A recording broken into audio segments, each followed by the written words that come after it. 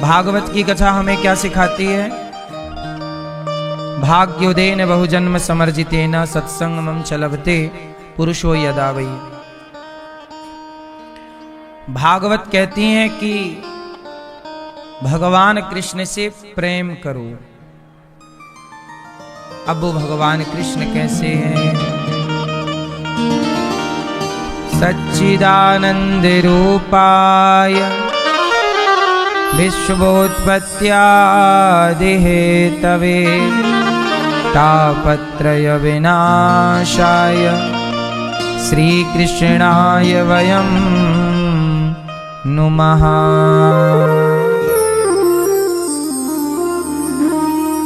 सच्चिदानंद रूपाय,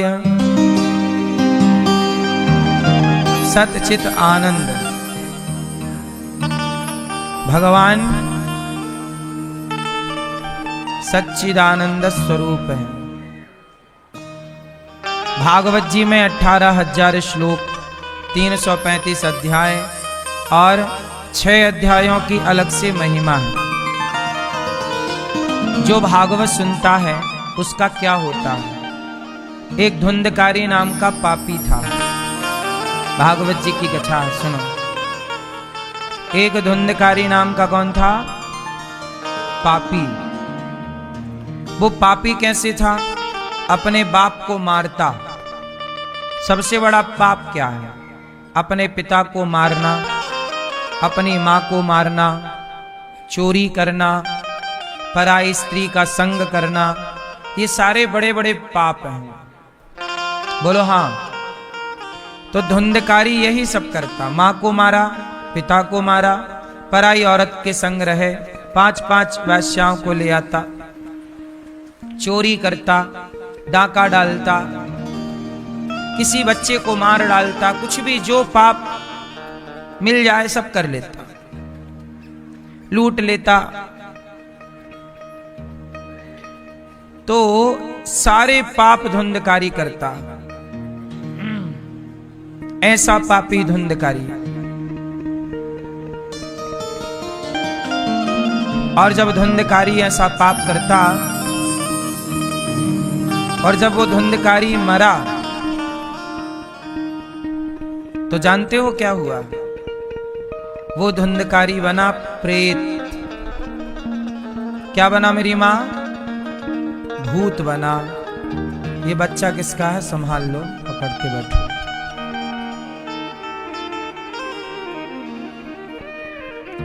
तो धुंधकारी क्या बना? क्यों प्रेत बना?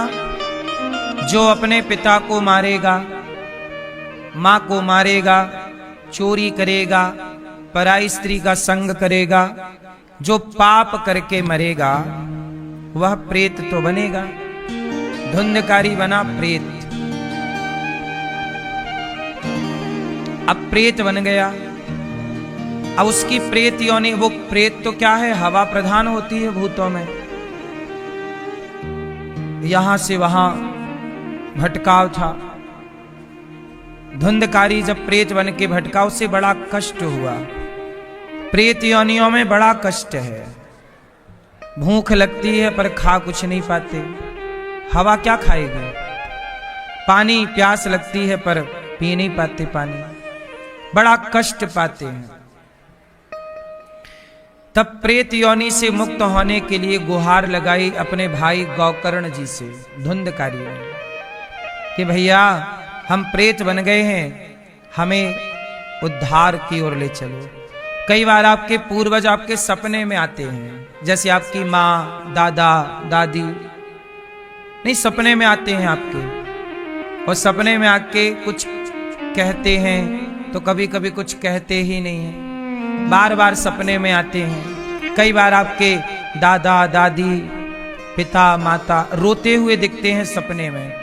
ये सपने में दिखने का तात्पर्य यही है कि उनकी अभी सदगति नहीं हुई। वो यही उनका सूक्ष्म शरीर भटक रहा है। क्योंकि व्यक्ति जाने अनजाने में कोई पाप कर ले तो वह भोगता तो है। अब धुंधकारी प्रेत बना भटक रहा। तब अपने गौकर्ण जी के सामने प्रकट हुआ, कहा कि भैया मेरा उद्धार कर दो। गौकर्ण जी ने कहा कि मैंने तो तेरे नाम का गया में गया श्राद्ध कर दिया है। धुंधकारी बोला, ना, गया श्राद्ध सतेनापि मुक्तिर्मे न भविष्यति। कितने भी गया श्राद्ध कर लो मेरी मुक्ति नहीं होगी। क्यों? बोला, मैं बड़ा पापी हूं, वीआईपी पापी, मेरी जल्दी मुक्ति नहीं हो सकती, मैंने बाप को मारा है, अब क्या करें? तब गौकर्ण जी ने भगवान सूर्य से कहा, हे सूर्य भगवान, आप ही बताइए कि मैं अपने भाई की मुक्ति किस तरह से करूं? तब कहा, सप्ताह वाचनम कुरु। हे गौकर्ण, आप अपने भाई को श्रीमद् भागवत की कथा सुनाओ। तो जहां धुंधकारी को गया श्राद्ध से भी मुक्ति ना मिली, क्योंकि गौकर्ण जी को लगा कि ये मेरा भाई है, तो वो जो गोत्र बोल रहे थे वो गोत्र धुंधकारी का था ही नहीं, इसलिए उसकी गया श्राद्ध से मुक्ति नहीं हुई। लेकिन फिर भी गौकर्ण जी के द्वारा बहुत प्रयास किया गया पर मुक्ति नहीं हुई। तो आप ये समझो कि जिस व्यक्ति की मुक्ति किसी अनुष्ठान से ना हो, उस पापी से पापी व्यक्ति की मुक्ति भी भागवत श्रवण करने से हो जाती है। ये भागवत जी की महिमा है। इसका उदाहरण धुंधकारी को गौकर्ण जी ने भागवत सुनाई। वो बांस की एक गांठ में आके बैठा। पहले दिन की कथा हुई तो बांस की पहली गांठ खुल गई, ग्रंथि। दूसरे दिन की कथा में दूसरी ग्रंथि, तीसरे दिन की कथा में तीसरी, ऐसे 7 दिनों की कथा में सप्त ग्रंथि खुली। एक विमान आया और धुंधकारी एक दिव्य शरीर धारण करता है और विमान पर बैठकर जाने लगा। तो गौकर्ण जी ने रोका, रुको, कौन हो तुम? कहा उन्होंने, अहम भ्राता तुदेयोस्मि, धुंधकारी, मैं धुंधकारी हूं। तो आप तो प्रेत थे, ये देवताओं की तरह शरीर कैसे मिला? तब गौकर्ण जी से धुंधकारी ने कहा कि भैया गौकर्ण जी, मैं आपका ऋणी हूं। क्यों? आपने मुझे भागवत सुनाई। तो क्या हुआ? बोले, जैसे गंदा कपड़ा गंगा जी में डुबाया जाए, पानी से धोया जाए तो उसकी गंदगी हट जाती है और वह कपड़ा निर्मल हो जाता है, ऐसे ही भागवत की इस गंगा से मेरे सारे पाप धुल गए और मैं निर्मल होके भगवान के धाम जा रहा हूं। ये इस कथा की महिमा है। इसलिए पापी से ये मानवः पापकृतस्तु सर्वदा सदा दुराचाररता विमार्ग गाहा क्रोधाग्नि दग्धः कुटिलाश्च कामिनः सप्ताह यज्ञेन कलौ पुनन्ति ते। कितना भी बड़ा पापी हो, जाने अनजाने में कोई पाप हो जाए तो भागवत जरूर सुनना चाहिए। आप लोगों ने पोथी पाठ बिठाया है, जिन परिवारों ने, आप भी साधुवाद के पात्र हैं कि अपने पूर्वजों के लिए कम से कम इस माघ के माह में इतना बड़ा अनुष्ठान तो कराया। इसलिए भागवत सुनते रहना चाहिए। अपने माता पिता को भी भागवत सुनवाओ। हम लोग जाने अनजाने में पाप तो करते ही रहते हैं। कोई बता के तो नहीं करता कि जी मैं पाप कर रहा हूं, पंडित जी जरा मुहूर्त बता दो, पाप करने का बढ़िया मुहूर्त क्या है? पुण्य करने का मुहूर्त सब लोग पूछते हैं कि अच्छा कर रहे हैं, बताओ मुहूर्त क्या है, किस मुहूर्त में शुरू करें? पुण्य के मुहूर्त पूछे जाते हैं और पाप का कोई मुहूर्त नहीं है। इसलिए हम सब पापी हैं। पाप कैसे समाप्त हो? सत्संग से। जब नित्य सत्संग होगा, नित्य भगवत चर्चा होगी तो व्यक्ति के पाप मिटते हैं। अच्छा, सत्संग से ना दुख दूर होता है। आप रोज कथाएं सुनिए, नित्य कथाएं सुनिए, आप देखेंगे कि धीरे धीरे आप प्रसन्न रहने लग गए। चिंताएं कम हो गई हैं, टेंशन कम हो गई। क्या फर्क पड़ा? बोले कथा नहीं सुनते थे तो ऐसा लगता है था कि हम कर रहे हैं, कथा सुनने के बाद लगने लगा कि हम नहीं भगवान कर रहे हैं। ये बदलाव आ जाता है। अभी गाड़ी हमारे कंधे पर थी, अब भगवान के कंधे पर है। तो जब तक हमारे कंधे पर थी तो हम चिंतित थे, अब भगवान के कंधे में है तो भगवान जाने और भगवान का काम जाने। हम निश्चिंत हो गए। सत्संग से व्यक्ति निश्चिंत होता है। इसलिए पूरी दुनिया में डिप्रेशन ज्यादा है। अमेरिका में ज्यादा डिप्रेशन है, इंग्लैंड में ज्यादा डिप्रेशन है, फ्रांस ब्राजील में ज्यादा डिप्रेशन है, ऑस्ट्रेलिया में ज्यादा डिप्रेशन है, भारत में डिप्रेशन कम है। क्यों? जो सत्संग करेगा वो डिप्रेशन का शिकार होगा ही नहीं। ये स्टडी आप कर लेना। अमेरिका, ऑस्ट्रेलिया, इन इंग्लैंड इत्यादि देशों में डिप्रेशन ज्यादा है, तनाव ज्यादा है, चिंताएं ज्यादा है। भारत में इतनी चिंता नहीं है, अब होने लग गई है। क्यों? क्योंकि अब सत्संग लोगों ने, जो सत्संग कर रहे हैं वो यहां भी प्रसन्न है, नहीं कर रहे हैं तो तनाव यहां भी है। तनाव क्या है? चिंता क्या है? चिंता, कई लोग चिंता करते हैं, आप भी करते होंगे चिंता। आप में से कितने लोगों को चिंताएं हैं? जिनको है वो हाथ उठा सकते हैं। है तो बता देना, कोई दिक्कत नहीं है। जिनको है वो हाथ उठाओ, शर्माओ ना, कोई पैसे थोड़ी लगेंगे, ना तो कोई डांटेगा। किसको चिंताएं हैं, टेंशन है? आपको क्या चिंता है? मैया बैठे, खड़े नहीं हैं? मैया शोर ना करो मेरी मां, चुप रहो। अब आप बताओ क्या चिंता है? थोड़ा जोर से मेरी मां। आपकी बेटी का, बेटे का? अच्छा, बेटे की मृत्यु हो गई, ये चिंता है। आपको क्या चिंता है बहन? आपने भी हाथ उठाया था। क्या चिंता है आपको? हाथ उठाओ, बताओ। पीछे वाली बहन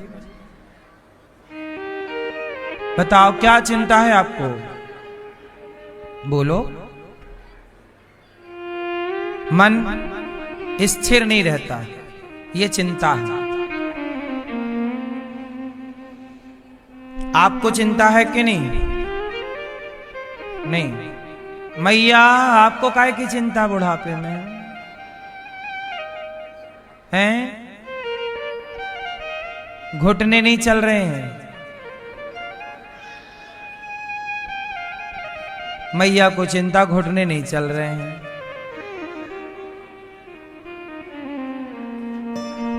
तुमने घुटनों से बहुत काम ले लिया है। सुनो, आप जितने लोग कह रहे हैं कि हमें चिंता है, टेंशन है, आप लोगों से पूछा जाए कि चिंता किस बात की है। जैसे मैया ने बताया कि इनके बेटे की मृत्यु हो गई, अब इन्हें चिंता है। अब बेटे की मृत्यु तो हो गई, हमारी भी मृत्यु हो ही जाएगी, आपकी मृत्यु भी हो ही जाएगी एक दिन। तो जब हो ही गया तो चिंता करने से बेटा लौटेगा तो नहीं। आपको चिंता नहीं है, आपको चिंता नहीं है मेरी मां, आपको अज्ञान है। मन स्थिर नहीं रहता, ये भी चिंता नहीं है, ये भी अज्ञान है। एक्चुअली अज्ञान ज्यादा है। अज्ञान होने से क्या होता है, हम उनके बारे में सोचने लगते हैं। अब जैसे किसी का बेटा चला गया, अब उन्हें लग रहा कि बड़ी चिंता है। ये चिंता नहीं है, अज्ञान है। बेटा तो चला गया, ये संसार मृत्यु लोक है। यहां जो आता है जाने के लिए ही आता है। इस धरती पे जन्म हो गया मतलब मरना तय है। आ गए ना, जाना तय है। कोई पहले कोई बाद में, हमें भी जाना पड़ेगा एक दिन। अब हम रोएं तो रोने से क्या होगा?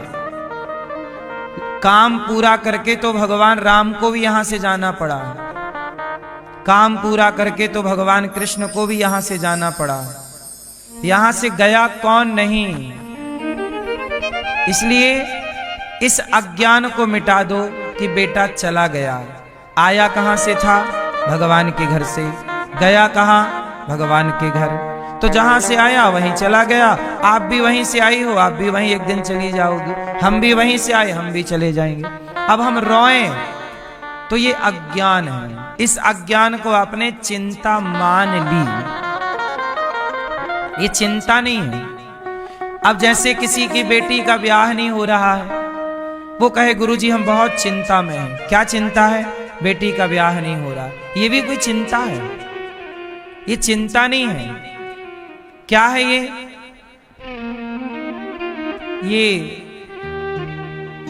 आपका अज्ञान है। कैसा ज्ञान? अरे बेटी के लिए लड़का ढूंढते रहो और भगवान पे भरोसा रखो। जन्म विवाह मरण गति होई, जहां जस लिखा तहां तस होई। तुम कार्य करते रहो, मेहनत करो, देखते रहो। होगा तभी जब ईश्वर को मंजूर होगा। उसके समय के पहले तुम लाख प्रयास कर लो। तो चिंता करने से बेटी का ब्याह हो जाए तो काम कुछ ना करो, करो फिर चिंता करो। चिंता ही से होना हो तो चिंता ही से हो, चिंता से होना कुछ नहीं है। इसलिए अज्ञानवश आपको चिंता है। ये चिंता नहीं है, अज्ञान है। अब कोई कहे गुरुजी हमारा घर नहीं बना, इसकी बड़ी चिंता है। घर नहीं बन रहा है, घर नहीं बनाई, ये कोई चिंता नहीं है। घर इसलिए नहीं बना क्योंकि आपने पैसे का सदुपयोग नहीं किया, बचाया नहीं, मेहनत नहीं कर रहे हो। कमाओ, ज्यादा मेहनत करो, पैसे ज्यादा बचाओ, घर बन जाएगा। अब तुम्हारे खर्चे उल्टे सीधे हैं और तुम रो रहे हो कि जी घर नहीं बन रहा है, और चिंता है चिंता है। ये कोई चिंता है? ये मिसमैनेजमेंट है। ये क्या है? मिसमैनेजमेंट, अर्थात मैनेज करना नहीं आ रहा है आपको। आपकी गलतियों को आप चिंता समझ रहे हैं। घर नहीं बना ये चिंता नहीं है। इसके लिए प्रयास करो, काम करो, ज्यादा काम करो, इनकम सोर्स बढ़ाओ और पैसे की बचत करो। क्यों? घर बन जाएगा। अब कुछ लोग कहते हैं कि महाराज जी हमारे बेटे की नौकरी नहीं लगी, इस बात की चिंता है। ये भी कोई चिंता है? नौकरी नहीं लगी तो चिंता, मतलब कुछ भी होगा चिंता होगी। नौकरी नहीं लगी ये चिंता नहीं है। क्या है ये? नौकरी नहीं लगी ये क्या है? ये है आपको जिस तरफ मेहनत करनी चाहिए, जिस प्रकार से मेहनत करनी चाहिए, वहां आपकी कमी हो रही है। और बेहतर करो, मन लगा के पढ़ो, और नौकरी ना लगे तो भी परेशान ना हो, खुद का काम स्टार्ट करो। देखो नौकरियां क्यों नहीं लगती? इस धरती पे वो लोग परेशान हैं जिनके हाथों में हुनर नहीं है। नौकरियां कौन ढूंढ रहा है? जिनके पास डिग्रियां हैं पर हुनर नहीं है, वो नौकरी चाहते हैं। लेकिन जिनके पास हुनर है, काबिलियत है, हम में काबिलियत होगी ना तो नौकरियां देने वाले हमारे घर पे आएंगे। भाई साहब हमारे यहाँ चलो काम करने, हम आपको जो चाहिए देंगे। काबिलियत तो हो आप में, तो आपने अपने को योग्य बनाया नहीं और अब रो रहे हो। टेंशन, चिंता, बहुत चिंता, नौकरी नहीं लग रही। नौकरी नहीं लगी ये कोई चिंता नहीं है। चिंता ये है कि समय रहते आपने अपने आप को योग्य नहीं बनाया। डिग्रियों से कुछ नहीं होता।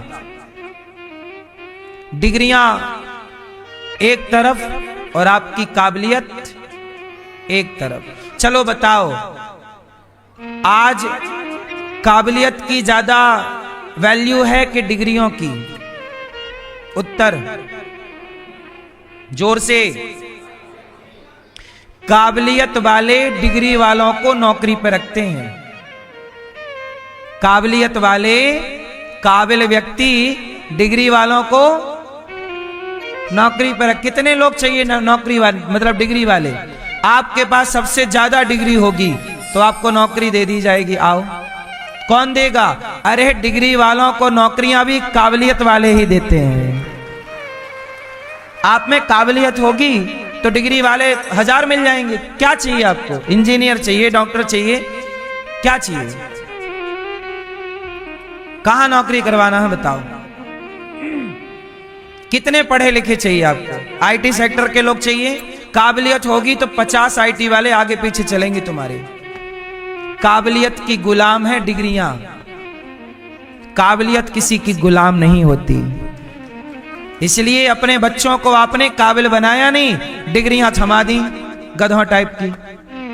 भार लेके चल रही हैं डिग्रियां। डिग्रियां मतलब बोझ।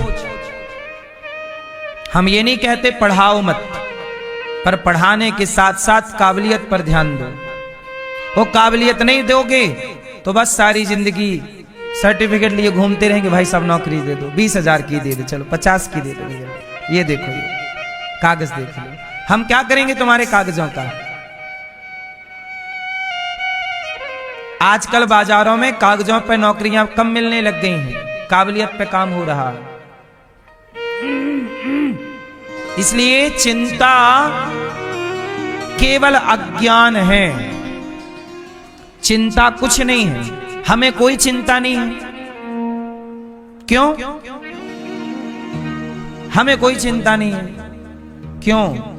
क्योंकि हम जानते हैं कि हमें एक दिन मर जाना है, तो मरने और जीने की चिंता है ही नहीं, क्योंकि पता है कि शरीर तो अल्प है, तो जीने मरने की चिंता नहीं। ज्ञान होने से बहुत सारी चीजें ठीक है, ज्ञान होने से बहुत सारी चीजें समाप्त हो जाती हैं। अज्ञान अंधकार समाप्त होगा जब ज्ञान का दिया जलेगा। अब दिया है ही नहीं तो भटक रहे हैं आप लोग। काबिलियत, योग्यता, इसलिए बच्चों को एक क्लास कम पढ़ाना पर काबिल ज्यादा बनाना। क्या कहते हो? मेरी बात से सहमत हो कि नहीं हो? काबिलियत, योग्यता, स्किल। आपको चाहिए निश्चिंत रहो। राम झरोखा बैठ के सबका मुजरा लें, जाकी जैसी चाकरी ताको तैसो दें। भगवान सबको देख रहे हैं, जिसकी जितनी मेहनत उसको उतने दाम, जितना आपका काम ईश्वर की ओर से उतना दाम। आज का आदमी अकर्मण्य हो गया है, कुछ नहीं करना चाहता, खटिया तोड़ता है, दिन भर मोबाइल चलाता है और कहता है कि जी हमें पैसे नहीं मिल रहे हैं, सफलता नहीं मिल रही है। अब तुम 4 घंटे मोबाइल चलाओ, दिन भर मोबाइल खेलो और कहो सफलता नहीं मिल रही है ना?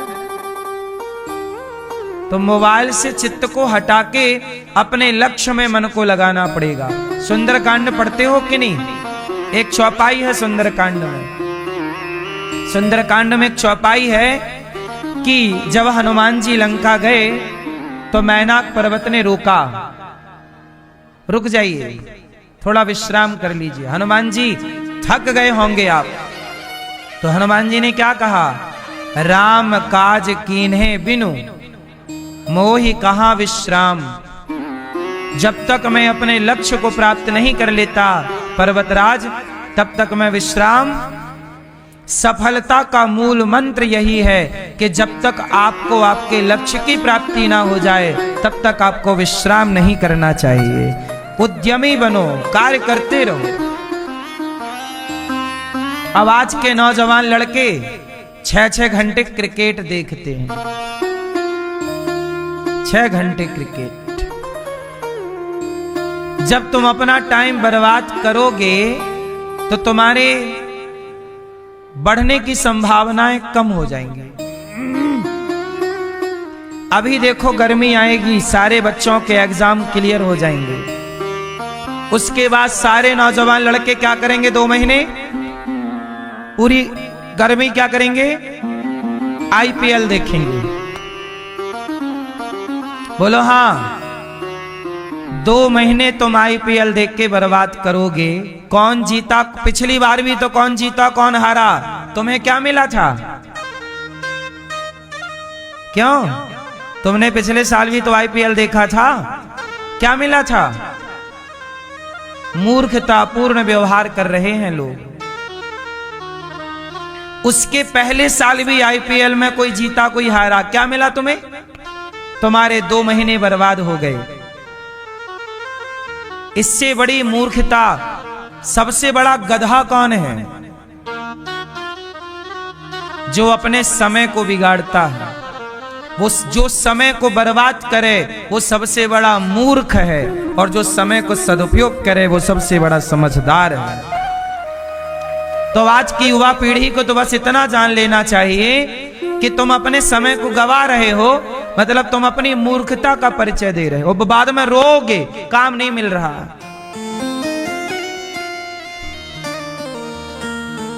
क्यों तुम टाइम वेस्ट करते हो? 2 महीने में जो तुम क्रिकेट देखने में, आईपीएल में टाइम बर्बाद करोगे, उस समय को कुछ अच्छा पढ़ के, कुछ अच्छा अपने लिए सोच के कुछ बिजनेस कर लो। 2 महीने तुम इतना बढ़िया काम कर लो कि 2 महीने कुछ कमा लो, कुछ अच्छा अपने लिए प्लान कर लो, कुछ बिजनेस का सोचो, कुछ व्यापार का सोचो, कुछ 2 महीने में सीख लो, नई चीज सीख लो, नई भाषा सीख लो, कुछ नया ज्ञान कर लो, नई चीज प्राप्त कर लो। अब आपने पाया कुछ नहीं। कहते ना, जो व्यक्ति सीखता नहीं है वो व्यक्ति जीतता नहीं है। कहते ना, सीखना बंद तो जीतना बंद। जीत उसी की होगी, जीतेगा वही जो सीखेगा, और सीखेगा नहीं तो काय को जीतेगा। मैं कहीं भी जाता हूं, कुछ भी सीखने को मिलता है मैं सीख लेता हूं। कोई भी काम, जो भी काम आप सीख सकते हैं सीख लो।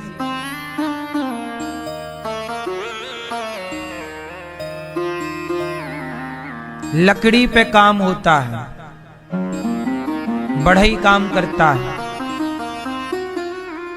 आजकल बढ़ई का सारा काम मुसलमान सीख गए, तो बढ़ई बाजार से हट गए, मुसलमानों के हाथ में पूरी लकड़ी का कारोबार है।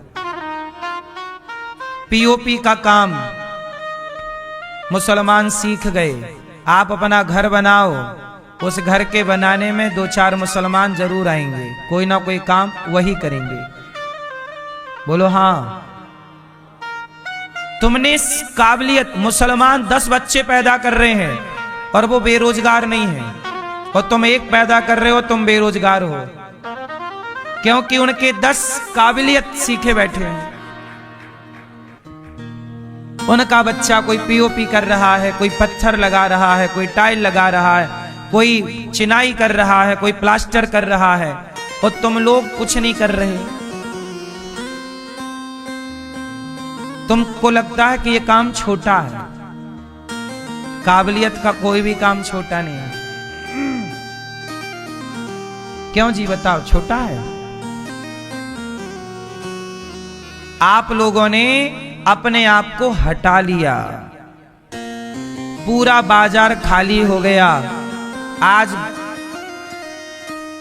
तुम्हारी बहनें बाजार में चूड़ियां पहनने जाती हैं, तो चूड़ियां पहनाने वाले बहुत लोग मुसलमान हैं। वही हाथ पकड़ते हैं तुम्हारी बहनों का, फिर वहीं से लव जिहाद भी चालू हो जाता है। क्योंकि तुम हट गए ना वहां से। तुम्हें लगा ये काम तो छोटा है यार, चूड़ी पहनाने का काम तो बहुत छोटा है। बोलो हाँ। इसलिए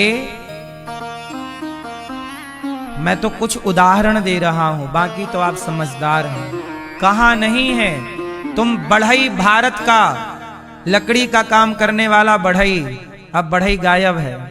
लकड़ी का पूरा काम कारपेंटर का कौन कर रहा है? बोलो। पूरा पूरा भारत कैप्चर है। हिंदू 5% मिलेगा, मुसलमान इस काम में 95% मिलेगा। टाइल पत्थर लगाने की योग्यता हिंदुओं के पास 10% है, तो मुसलमानों के पास 90%। क्या कर रहे हो तुम? कुछ नहीं, क्रिकेट देखेंगे। हा छक्का, हा चौवा, हा गधो।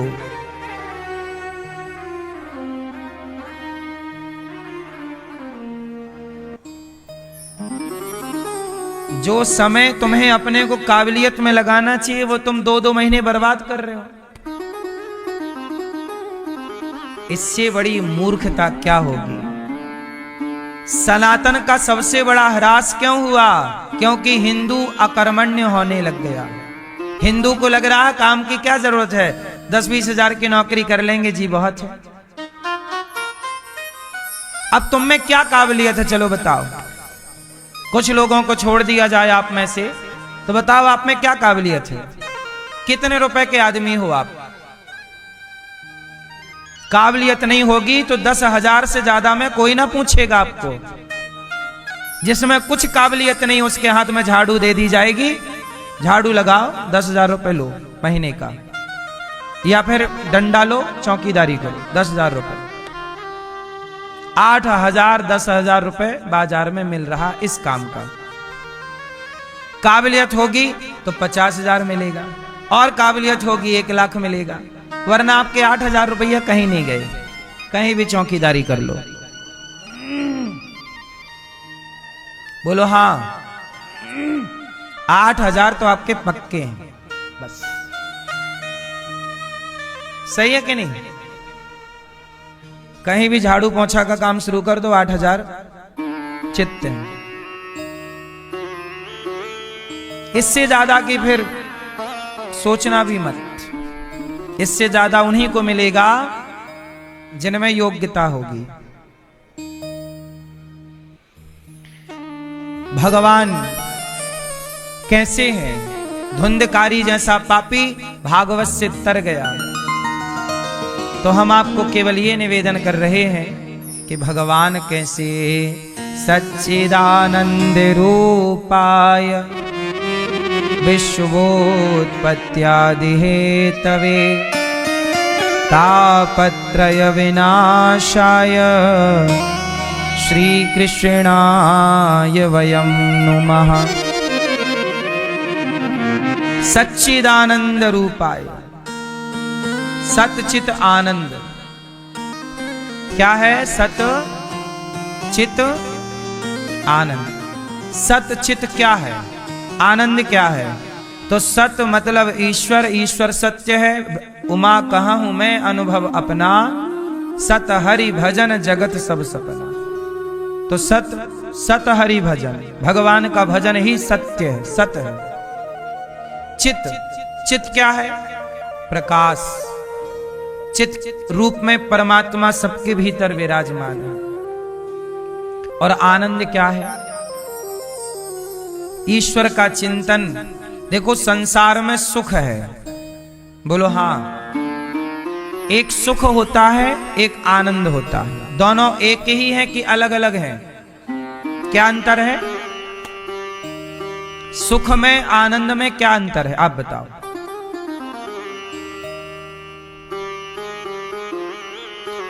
हाँ, टोपा वाले भैया बताएंगे। आनंद में और सुख में क्या अंतर है? दोनों एक हैं क्या? क्या अलग अलग है? एक है। मतलब सोना चांदी एक, सब 22 पसेरी। सुनो, सुख में अंतर है कि सुख का उल्टा है दुख। सुख का उल्टा, सुखी आदमी के जीवन में दुख जरूर आएगा, क्योंकि सुख का दूसरा पहलू दुख है। बोलो हाँ। दिन का दूसरा पहलू, लाभ का दूसरा पहलू उल्टा, उल्टा सीधा। ठीक है, अब ध्यान से सुनो कि सुख जो है, आज जितने सुखी हैं आपको दुख भी होना पड़ेगा, दुखी होना पड़ेगा, प्रकृति का नियम है। सर्दी है तो गर्मी भी होगी जरूर, बोलो हाँ।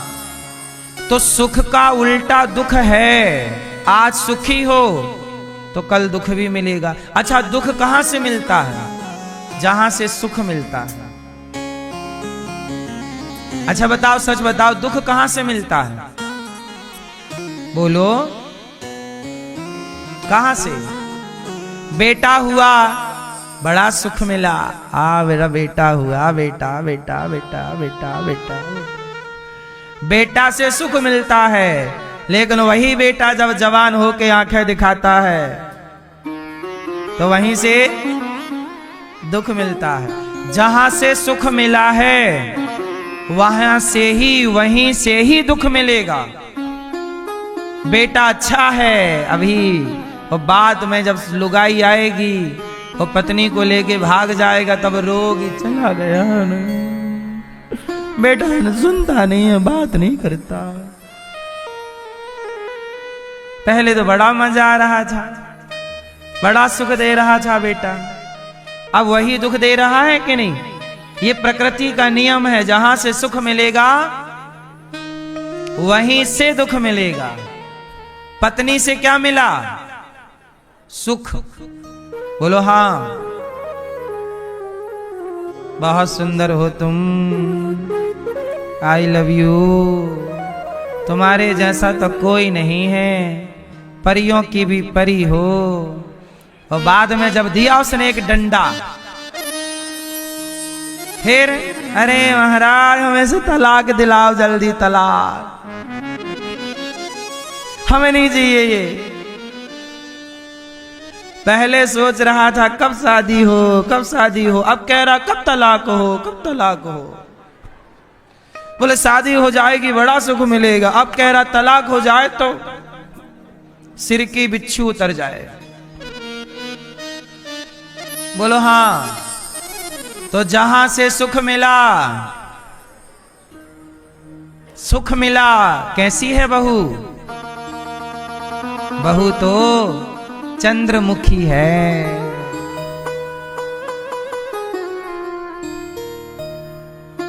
फिर कैसी है बहू? सूरजमुखी है। साल भर बाद पूछा कैसी है? बोले ज्वालामुखी है। तो जहां से चंद्रमुखी था वहीं से ज्वालामुखी है। तो जो सुख दे रही थी वही, ये प्रकृति का नियम समझो आप लोग कि जहां से सुख होगा वहीं से दुख मिलेगा। जो पति आपको सुख देगा वही पति आपको दुख देगा। पति मिला, बहुत सुख दे रहा है, कमा कमा के ला रहा है, बहुत प्यार कर रहा है, और तभी पति की हो गई छुट्टी, गए, किसी कारणवश मृत्यु हो गई। अब जाने के बाद दुख दे रहा है कि नहीं? रो रहे हो उसकी याद में, छोड़ के चला गया जीवन साथी बीच में।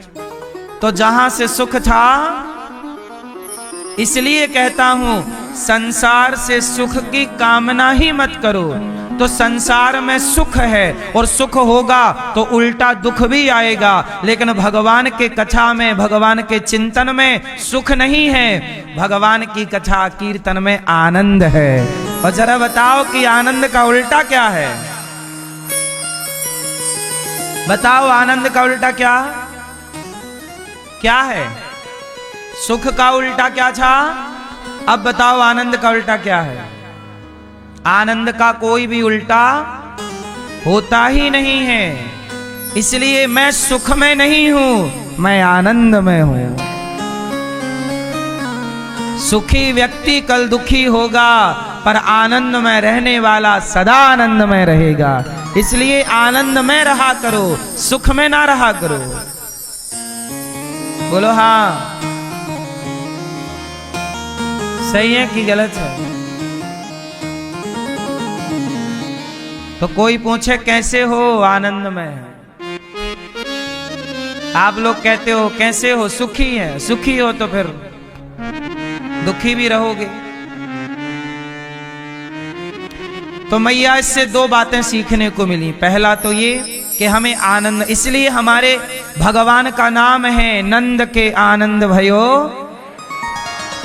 नंद के कृष्ण भयो कोई नहीं कहता, नंद के छोरा भयो कोई नहीं कहता, सब कहते हैं नंद के, क्योंकि भगवान का नाम आनंद है। जो आनंद सिंधु सुख राशि, सी करते त्रैलोक्य सुपासी। भगवान का नाम आनंद है। बोलो हाँ। तो भगवान के भजन में आनंद है। इसलिए कीर्तन में क्या है, कथा में क्या है, धाम में क्या है, संतों में क्या है, यहां सुख नहीं है।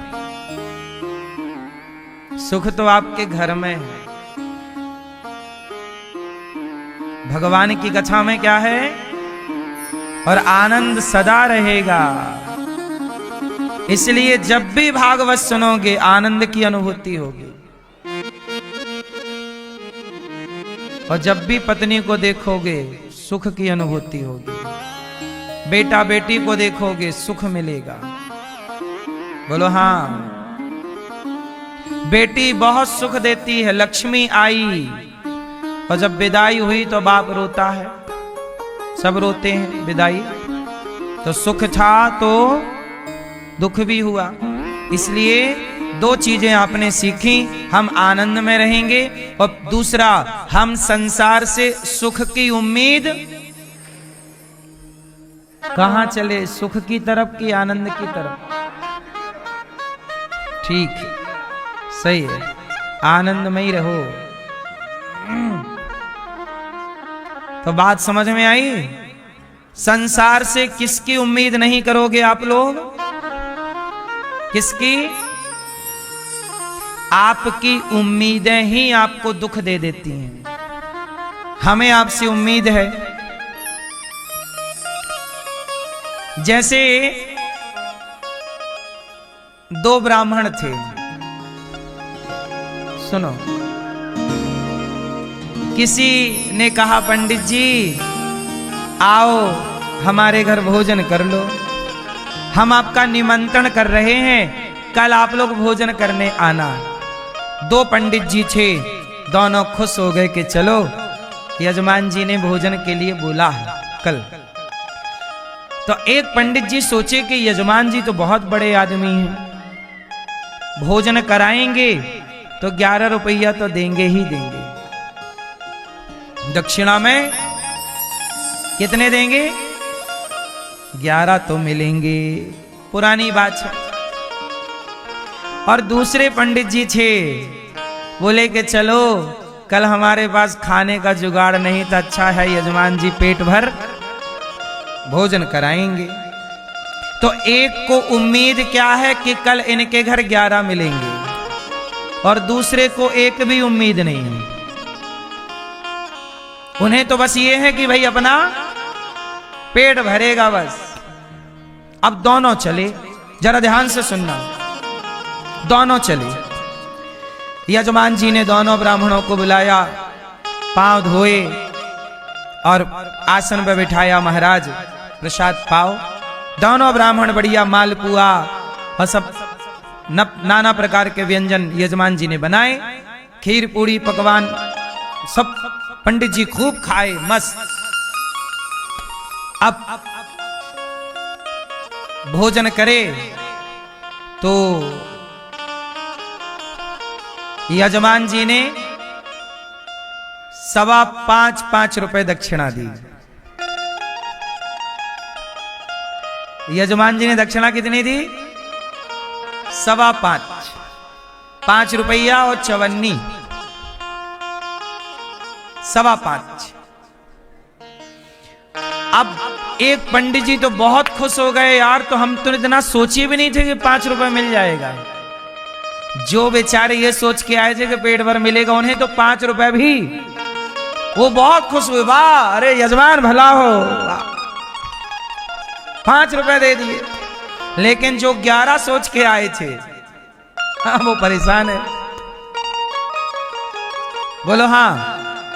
दोनों के साथ व्यवहार एक सा हुआ, पर उसी व्यवहार से एक सुखी है और एक, अब आप बताओ कि दुखी क्यों है? क्यों? क्योंकि उम्मीदें ज्यादा हैं और उसे कोई उम्मीद नहीं थी। तो वो 5 में भी, आपको उम्मीदें ज्यादा होती हैं जगत से, बेटा से, बेटी से, सास से, ससुर से, पति से, पत्नी से, और वो उम्मीदों पे खरे उतरते नहीं, तो आपको लगता हमें दुख मिला। इसलिए उम्मीद मत करो, तो जितना मिल रहा है उतने में खुश रहा करो। ईश्वर ने जितना दिया है बहुत। हमें तो इतनी भी उम्मीद नहीं थी कि बिहारी जी वृंदावन ले आएंगे, लेकिन यहां लाके बसा लिया, इस बात से प्रसन्न हूं। तो हमें तो ईश्वर ने, हमने तो एक भी नहीं सोचा था बिहारी जी ने इतना दिया। हम तो ये भी नहीं सोचे थे कि हमें भगवान देखने को आंखें देंगे, लेकिन बड़ी कृपा की कि अंधा नहीं बनाया। तो हमारी तो उम्मीद ये भी नहीं थी कि हम देख पाएंगे। बोलो हाँ। हम जब पैदा हुए थे तो हमारी माता बताती हैं कि हम बहुत दुबले पतले थे। सबको ऐसा लगता था कि हम मर जाएंगे 1-2 महीने में। बताओ, ऐसा हमारी माँ कहा करती हैं कि तुम ऐसे थे कि सब लोग ऐसे ही कहते थे कि तो बच्चा अब देखो मर जाएगा, क्योंकि बड़ा दुबला पतला है। मतलब बहुत ज्यादा वजन नहीं था जब जन्म लिए थे, तो कमजोर थे, इतने से थे हम, मैया बताती थी।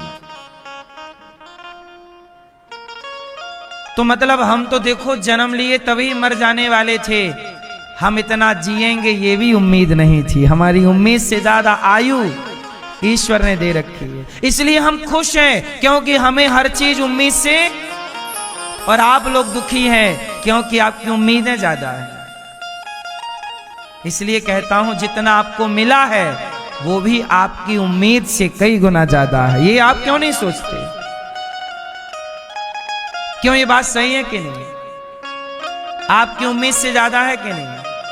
अच्छा देखो, ये कुत्ते का बच्चा यहां घूम रहा है, ये कुत्ता है, आप मनुष्य हैं, दोनों को ईश्वर ने बनाया है। बोलो हाँ।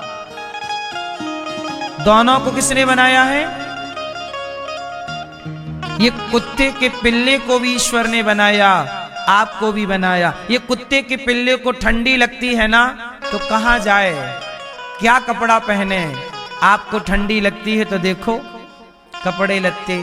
तो आपको भी उम्मीद क्या थी? हम तो 84 लाख योनियों में भटक रहे थे, हमारी उम्मीद नहीं थी कि भगवान हमें 84 लाख योनियों से निकाल कर ये सुंदर सा जीवन प्रदान करेंगे।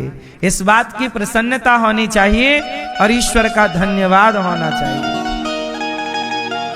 क्यों जी, बात सही है कि गलत है? शिकायत हो कि धन्यवाद हो? किसका? किसका? हाँ हाँ करते हैं कान्हा